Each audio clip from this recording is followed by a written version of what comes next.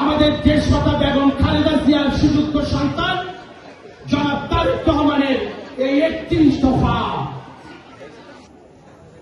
এই ৩১ দফাই পারে আমাদের অধিকারকে ফিরিয়ে দিতে। এই ৩১ দফাই পারে আপনার ভোট, আমাদের গণতন্ত্র পূর্ণ প্রতিষ্ঠা, আমাদের বেঁচে থাকা, আমাদের নিরাপত্তা,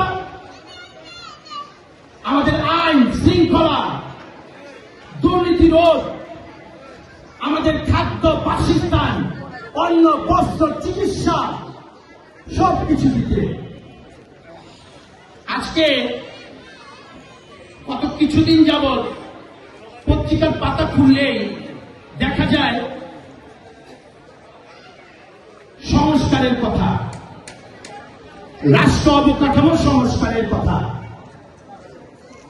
এই রাষ্ট্র অবকাঠামো সংস্কার এই শব্দটা বিএনপির ভারপ্রাপ্ত চেয়ারম্যান জনাব তারেক রহমানের শব্দ। এই শব্দটা একটা গোষ্ঠী চিন্তাই করেছে, এখন তাদের কথা বলে চালাতে চাচ্ছে। এই ৩১ দফা, ৩১ দফা আরো বহু আগেই ঘোষণা করা হয়েছে, যখন এনারা সেই কথা বলেনি। এই ৩১ দফার মধ্যেই রাষ্ট্র সংস্কার, আমরা একটা স্বনির্ভর সুন্দর বাংলাদেশ গড়তে পারবো ইনশাআল্লাহ। এই স্বপ্ন বিএনপির ভারপ্রাপ্ত চেয়ারম্যান জনাব তারেক রহমানের। উনি চান ৩১ দফা বাস্তবায়ন করে একটা স্বনির্ভর সুন্দর বাংলাদেশ গড়তে।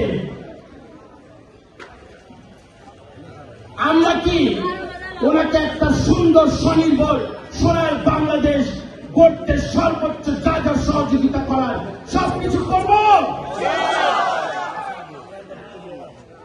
এই জায়গায় যারা আছেন হাত তুলেন তো, আমরা তুলব। আমরা আছি তোমার সাথে, আমরা আছি তোমার সাথে।